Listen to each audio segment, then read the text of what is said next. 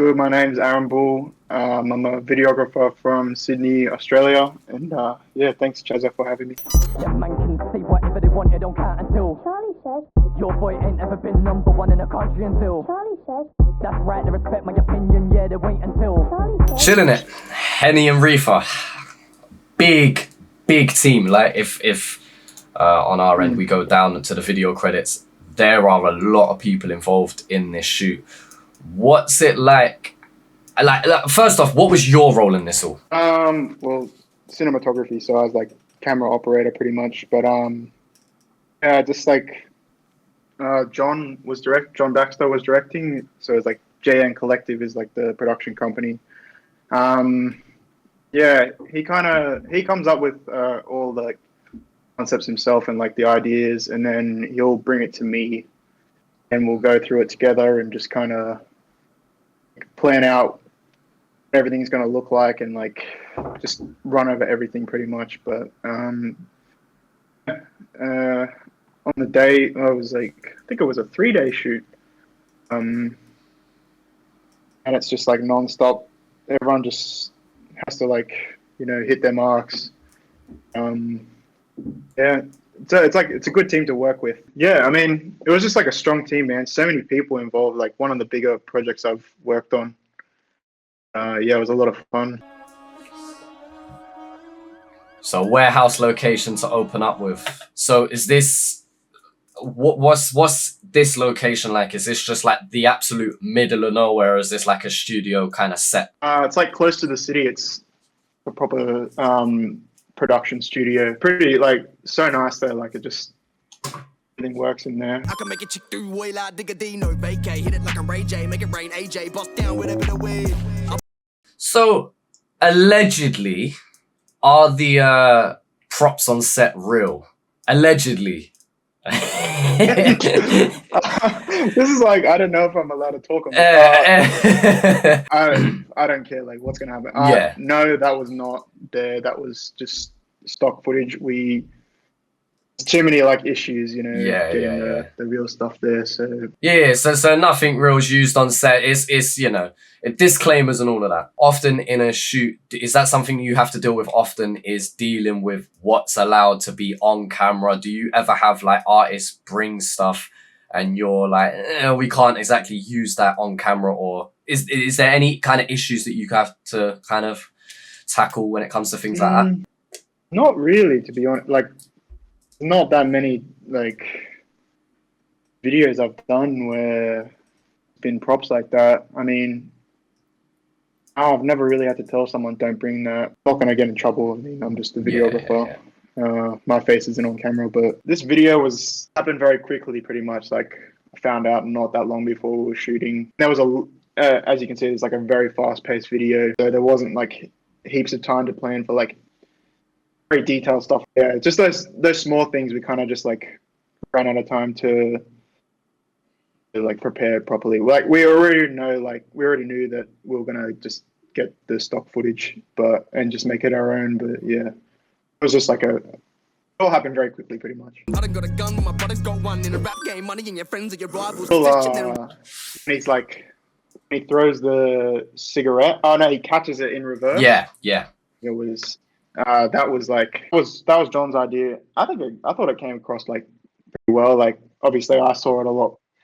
Like, it was a lot more apparent to me because I was there. But I think he got it the first time, and then they just wanted to keep doing a few more just to like make it as like good as possible. I think we did it like 5 times.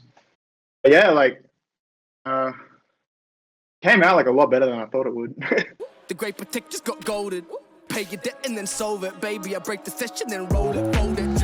So this whole football scene, like, how is this all filmed? Drone stuff is stock. You can tell it, like the drone shots. You can tell it's. I don't know. To me, like from my perspective, like I look at things, it's clearly not. We shot at I don't know if you know rugby league, but the West Tigers. I think it's one of their home grounds, and I couldn't believe we got in there. I mean, like they let us shoot in there.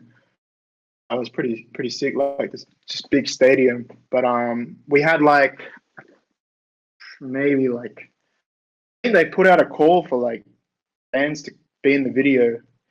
The shot where it's shooting through the net, and he's Chill's in the middle of everyone. I think we had like 15 people. You can see Talakai there. Yeah. Like 15 people. Then we just had to shoot. I just shot on a super long lens. Okay. I think I just shot it static completely, and then the zoom is in like in editing. Yeah. We just wanted to make it look, packed, so we just shot it tight. Yeah. So you shot the tight angle with a few people then, and the stock footage made it seem like a full stadium. Pretty much, yeah. Okay. Yeah, we kind of just like before in pre-production, we were kind of just like, oh, how do we make this look packed? And we were just like, oh, let's shoot it tight, and then you're just gonna have to get stock footage. Yeah. To fill in the gaps, just to make fill in the environment. Yeah. But I think it worked. Like for me, it's always like I see the video different because I was there and I worked on it. But 100%. like people that outside people that watch it, they're just like, oh shit, how'd you do that? I'm like, oh. For me, it feels so obvious, but then I realize, like, I look at it from their perspective, and I'm just like, oh yeah. Yeah, no, and that's the same in a lot of professions. Even as an artist, it's you may be in the studio or performing live, and there was maybe a little mistake, and you hear it, but to everyone else, it's just like, oh no, that's fire, that's amazing kind of thing. But you, as the person who specifies in that field, you'll notice the minor details, you'll notice little mistakes or little things that need tweaking and changing and things like that. So it's obvious to you because that's what your sole focus is. To the chest like bench press, black range with a TV headset. So check, got money and cream, next check, never get rest. So when we were doing the soccer scene, so I didn't actually do the Steadicam stuff. We had another guy, Sam, shooting on the Steadicam because it was like 3 days. I had so much to deal with, and then I like operating Steadicams, but I just told John, like, I think it's going to be like so much dealing with everything because there's so much gear, so we just like wanted to bring someone in to be ready so we can just get through it quickly because we only had, I feel like it was, I don't know, I can't remember how long we had here, not long at the stadium, but they were like, you need to be out exactly at this time, otherwise we're going to charge you more. They're like strict about that. So we were shooting this and we had like 5 minutes left and we had all this gear, we had to run across the stadium. So like Sam was doing the Steadicam on this shot and the rest of us just sprinting across the field to get out because they were going to just charge us like $500 more or something, I don't know. Yeah. But like we were just like stressing hard and just trying to get out of there. But like, yeah, I mean, kept us on our toes, I guess. And I can imagine time management being a very big thing when you've, got set locations only for a certain amount of time. Perhaps people are showing up late and then you've got to work with whatever time you've got left. Like, how big of an issue does that become, time management? Oh, it's crazy, bro. Like, especially when you're paying for locations, man, like you need everyone to be on point, like on time. Earlier, like we usually expect people to come in early just so we're like ready and on top of it. But I mean, everyone's usually on time. Like Chill was great; he was on time. He was doing everything we needed him to do. And John definitely like kept everyone in line. And he got us like in and out of there on time and no issues, so that was pretty good. Just ask me, just start me. I was getting drunk at the bar like Barney. My brothers like Lenny and Carl breaking the. How did this shot come about? How did this one? Because this is great. And John's got his ways. I don't know. He just like he knows people, man. I don't know these people, but when he told me, I was like, oh, I want to see it. Like I don't know if it's gonna be like as good as you say it is, but when I saw it, I was like, holy shit, like. This is crazy, bro. Like, just takes the video to another level. Especially on like looking at budget. It's just, it's nice. It's a nice touch. It is, and I was literally just stole the words out of my mouth. It is a nice touch. And at the time of reacting to this, I didn't realize like literally they had like Husky in the back and everything. Like, I think it is so cool. It's just, it's such a subtle thing out of all of the hard work that's put in and whatnot. Something so subtle as that can just You know what I mean? Really stand out for a lot of people. And even to someone Yeah, casually 100%. who doesn't know anything about cinematography as a whole, even they'll appreciate something like this. Even they'll be like, oh, look, it's a Simpsons reference, you know? So, I mean, even for someone casually, even they can kind of appreciate something like that being put in. Yeah, exactly. I didn't even see it until it came out. I was just, I think I saw it like a couple of hours before it came out. I was like, holy shit, man, this is really good. Like, I didn't think it would be that good. But yeah. Shout out, John. It's good, man. When I shred in my part, they like, bro, you nasty. MC Spitter get a 10G figure because I'm going to pause it very quickly again. For years of reacting to Australian music videos, health and safety has been a big thing at the tip of my tongue. Now, can you explain the risk assessment that was put forward for a shot like this, please? You just got to make sure there's no police officers around, and yeah, go for it. I mean, I was sitting in the boot of the I was shooting from, just legs hanging out. Yeah. I mean, I do that a lot, but yeah, man, you got to be careful, I guess. Yeah. He was down to do it. I think he put himself in that position. I don't know. I can't say who. I don't. But my mate, he was shooting, and the artist was like standing through the sunroof, I think, or something like that, and the camera was on a car mount. But he was just like standing out or like hanging out the window like that. Anyway, they got pulled over and like fined like a lot of money. Like I can't remember how much, but I was like, oh my gosh, like I've done this so many times and I'm just so lucky I haven't been caught. But man, so they're looking out for that shit. Okay, yeah. So you got away with it. So you ain't got your own horror story about that yet. I hope I don't. Yeah. You're thinking, Chaz, get rid of that keyword yet. Just get rid of that word at the end. When we were shooting this scene, so we're just driving around like suburban area, and everyone was coming out their front doors like yelling out ChillinIt and shit, and like he was going and taking photos with them.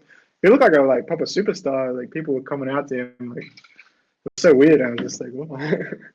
But yeah, it was cool. I can fuck it with a rubber, then I creep to the crib like I'll be on the street with the chick, all the women that I'm with them on that GG headed because I'm a rich. When you're using like a studio set like this, do you prefer these controlled environments, or do you like the public spaces where kind of anything can kind of happen? Or do you like having the controlled space? They both have their perks, I reckon. Like controlled space, like I love both, man. Like as you said, like being out in public and not knowing what's gonna happen, like that's just like exciting to shoot. But with studio, I feel like you need to go in with like a proper plan. Otherwise, it's just gonna look like you need to like really have your shit together on that stuff. But out in public, like anything can happen, bro. Like I've done heaps of videos out in public and just come out with like something that you didn't even think was going to happen, which is great. But for studio, you definitely need to have a plan. Yeah, I prefer both. Money trades the bit that break off the other. I've got 10 bad bees in the cut and we all fucked up off Henny Reefer. I'm sure when you're doing a shoot like this, especially over, you said 3 days, right? Do you ever get sick of the song by the end of the 3 days? Of course, bro. Come on. I can't stand this. I usually can't stand the song by the end of it, especially if I have to edit it, man. Editing is where it gets. Yeah, 100%. This song, like, because I only shot this, I didn't edit this, so the song didn't like take its toll on me. But when I'm editing, bro, just some of them kill me. Yeah. Like, no discredit to the song. I'm just like, it's constantly in your head. 100%. No, 100%. Even an artist or an engineer or producer can get sick of a song when you're going over it again and again and again. Like even an artist, there's classic stories that every artist at some point gets sick of that one original song that they blew up off of, or everyone wants to hear it and they're done performing it. They're done rehearsing it. When you're producing and you're hearing the same loop over and over and over again. And sometimes there's this romanticization of it and you kind of fall in love with this same little part and you can go over it again and again. But for most people, eventually when you've worked on something so long, by the time that it's released and put out to the world, you're sick of it to a certain extent, and you may revisit it down the line and be like, oh, I can appreciate it now that I've spent time away from it. But once you're in the mix, I can imagine it being really grating to just hear the same bits over and over and over again. I can imagine. Bro. That happens with videos too. Like, I generally like don't really like the video at the end. Like after everything's done, I'm just like, oh, everything's just so like, I'm not gonna say boring, but just like, I don't know. I know every single like second of the video now, and I'm just like, oh, yeah. I don't know if this is any good anymore. But you get in your head that you just need to like take a few days and rewatch it. But like someone told me early on when I started filming, when you like do a first draft, don't watch it like over and over again, because you're just gonna like in your head you don't want to change things after everything's like in your head. You kind of just like, oh, everything's where it should be already, and you don't want to change things. But you have to be open to like making changes later on. You get so attached to like a certain sequence of shots, but then like say you're in love with the edit that you've done, and then you finally send it off to the artist and they're like, change this shot. It's just like, oh, I've watched it 100 times already, and I don't want to change that. So you don't want to run into that. You kind of just like need to be spacing yourself from the video like a bit. Don't just like watch it on your phone, like your draft on your phone like 100 times. Just do the edit, leave it, even if it's a couple of days, come back to it, you're refreshed, and then you can kind of just like take a new point of view on it. Being Chanel, she wanna kick back with my brothers on FIFA. I got 10 bad bees in the cut and we all fucked up off. Where did the helicopter come from? I don't know, bro. I didn't think that was it was in the original treatment, and then I think they were like bit over budget on the helicopter, and I was like, obviously, like it's a helicopter. That shit's not cheap to like rent. We shot it all, it was done, and then John was like, oh, we need to get the helicopter. But the Steadicam operator shot that one because I think I already had something booked that day. Even that hotel, like the scene with the red lighting, that was, and so easy to sit here and watch it and just be like, oh yeah, they just shot some random shit in a hotel. But man, it was a mission. We had like the whole crew in the city and all these models were just on like the side of the road. We were all just on the side of the road waiting to get into the hotel, like a penthouse or something. I don't know. Yeah. Wasn't dealing with that. But then when the hotel found out how many people were coming in, they were like, no, cancelled everything. So we're all just standing in the like side of the road in the middle of the city. It's like all this gear, all these people, and we're just like, oh, what the hell? And then someone manages to get us like another penthouse in some other massive hotel, and then we just went there and got in straight away without any troubles, which is weird, but yeah. So as I was saying, it's so easy to just sit back and just watch it, but like, man, when you were part of it, it's like how much time and trouble went into it. That's such a simple shot, but yeah. Whole team. A lot of people. Yeah, a lot of people. But it highlights the importance of everyone playing their part and everyone having their role. And exactly, and every role is just as important as the other, in my opinion. Like a lot of things wouldn't have happened if we didn't have a couple of people, or like a couple of extra people there. Like.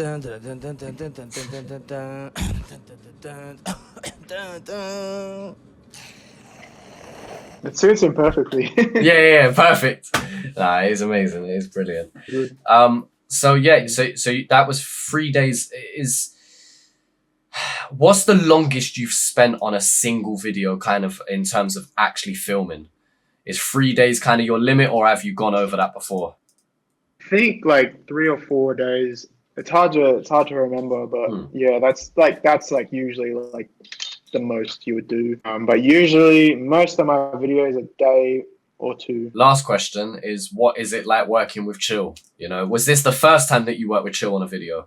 No, I actually met him.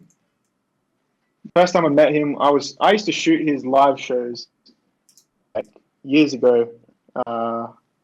For like I was still doing music videos, but just like small budget, like wasn't really out there yet. Yeah, I was I was shooting his live shows. I did like 4 or 5 through Nick Loopy, and yeah, and then John started getting me onto the music. I started working together with John, and then he just kept getting me on the ChillinIt shoots. But yeah, Chill's like, he's nice. Like he goes along with everything. He gives his input. Yeah, he's always like present. He just pays attention to everything. So he's really easy to work with. And he's nice, and he compliments people on certain jobs that they do. And yeah, so it's everything you would want from an artist while you're working with them. Kapulet, Phone My Line, featuring Spenny. How did this one come about? Who hit you up to do this video? So this was Maxed Out Films production, as you can see in the description. Yeah, I think him and so Maxed Out, Dennis, and Kapulet, I think they had a pretty good relationship going back, because Dennis used to shoot all like the early 1.4 stuff. So they kind of had that connection there. So me, Maxed Out, and Skylake Media, we're all kind of close, and we worked together a lot. I was like first camera, and then Skylake was second camera. Because it's one of those like street videos, you know, we kind of needed a lot more coverage, because you don't know what's going. That's like, as we were saying before, shooting out in public, you don't know what's going to happen, so you may need an extra camera on hand just to capture that stuff. Because yeah, I think like some artists don't understand that we can't shoot just roll constantly. Like our camera can record 30 minutes, and that's 256 gigs of data. And it's like, I can't just keep rolling the whole time. Like that's hard drive money. It's so expensive. But yeah, so having 2 cameras there was definitely a lot of help. Yeah, but it just came out like really nice. The energy was there. Yeah. Especially like the song is like so good, but yeah, I think the video kind of matched it as well. Yeah, and you helped capture that energy. Like, yeah, I'm 99% sure when I did my top songs of 2020, I'm sure I put this at number 2. Like arguably my favorite, depending on what day of the week it was. And I think the video helps capture that energy, and it just felt like a moment, you know. It was Capulet's debut, and it just hit. Yeah, it just felt like a moment. Yeah, definitely. But this song, as we were saying before as well, usually I don't like the song by the end of the whole process, but yeah, I had this song in my playlist for like maybe 3 or 4 months. Yeah. After it, like just kept listening to it, because I was like, man, it just doesn't get old. Yeah. No, yeah. Replay value, 100%. This has replay value.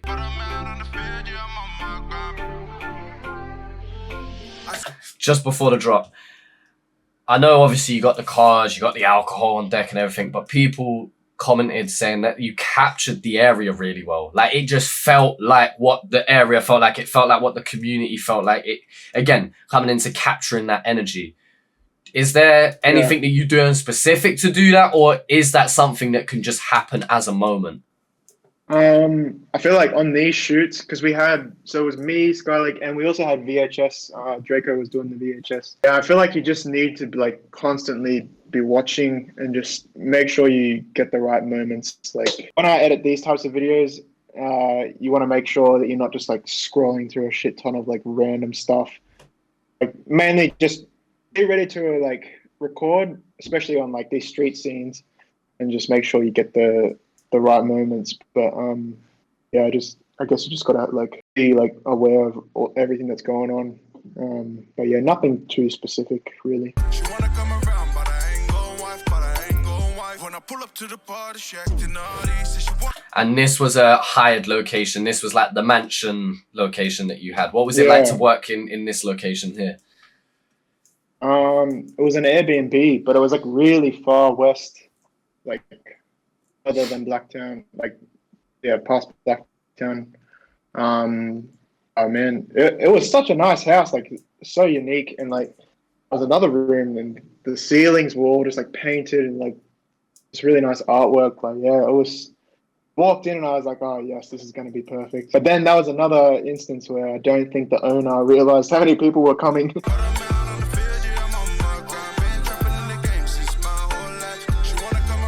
When you've got so you know, you've got these 2 or 3 different shots where you've got like all of the man them in the back, and then you got other shots where you got all of the girls in the back, kind of thing. Does it ever become tricky to manage a crowd like that? I was hoping you were going to ask this. Shout out Benji. In just in the description, first AD. He was just like controlling everyone, keeping everyone in order. He's got a loud voice, so he can just make sure everything's like in place and everyone is in their position. So me personally, I don't deal with that unless it's like I'm the only one shooting and directing or whatever. But this one, Benji took care of all that. Yeah, we definitely would have been a bit screwed without him. But yeah. Because I can imagine, you know, these kind of scenes here, you're effectively partying. Obviously, it's for the cameras, but I've definitely been around some amateur shoots where it's a party, you're trying to film a video, and it just ends up being a messy party in the end with some camera footage that you probably don't want to see by the end of it, you know? So I can imagine it being a tricky environment to manage when you've got everyone around. You've got the lovely location, you know? You've got the girls, you've got the alcohol, you know what I mean? So, you know what I mean? Not just for the artist, but for also everyone there, you know? This is a moment for them as well, you know? It's like, oh, I'm part of this video, and this is, you know, obviously it's for the video, but it's you're living that moment for a moment. You're living that, you know?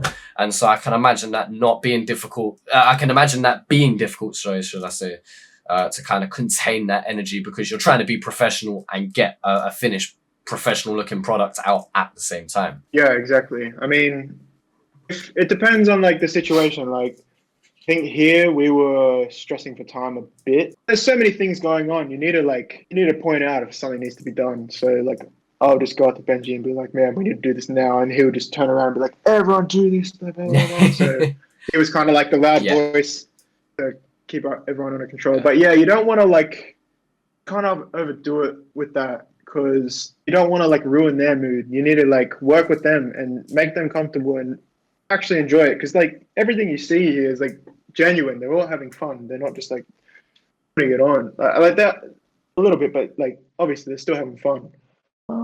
But yeah, you can't be like heaps strict with them. Be like, don't do that. You gotta like, you know, let them have their fun, but like they know what's going on too.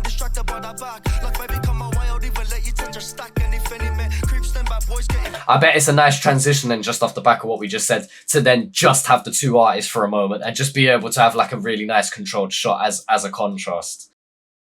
Exactly, yeah. It's like calming down for a minute. Like they can like do their own thing in there. Don't have to worry about like how everyone else is looking. They can just do what they're there to do, and we can make sure that the shot's right. Yeah, a lot less stressful. Yeah, man. When they're spraying up the shampers like that, are you ever like, don't get it on my equipment? There's nothing you can do there. It just happens anyway. It's inevitable. The amount of times I've had fucking alcohol on my lens and my camera is crazy. Yeah. You just gotta wipe it off and forget it happened. Yeah. Pretend it never happened. I don't know where all this fucking Hennessy came from. Yeah, I was about to say, how much alcohol was consumed in the making of this video? It feels like a sponsor. I don't actually know. It might have been. I don't know. But like, they had so many bottles of Hennessy. It was crazy. Yeah. Oh, man, even just like watching this now, I haven't watched it in a couple months. Oh, in a while. Yeah, a few months now. Watching it now, it's just like puts you in a mood. It's just one of those videos you can go back to and just remember everything. It's just a good memory kind of thing. Yeah, as well as it, you know, obviously you're doing your job. It's still work in a lot of ways, but it's a moment that you can also appreciate yourself kind of on a personal level to an extent. I was just about to say, and were the boys good to you as well? Like everyone in the video, they were all like good to you and everything as well. That's what I was going to say. Like everything went, this is like one of the smoothest videos I've done. Like everything just went so smooth. Like everyone was just like good energy, no problems at all. Like, I mean, one of my favorites. Smoking through the valley. So, I love that. Every time that shot makes me laugh. It makes me laugh every time, man. I remember when we were filming it, and I was just like, oh, I told Dennis, I was like, you need to put that in there. Yeah. Yeah, I was just waiting for it. Yeah, man. And so I guess that's a nice one to tick off, working with some of the 1-4 boys as well. Yeah. It was a lot of fun. Hopefully we can do something like that again. Yeah. Shout out all the artists that I work with. Like, I appreciate all of you. Need to get back out there. But yeah, shout out Most Undesired, got that shit. And thanks Chazza for having me. You don't speak until. That's right, to respect my opinion, yeah, to wait until. But unless.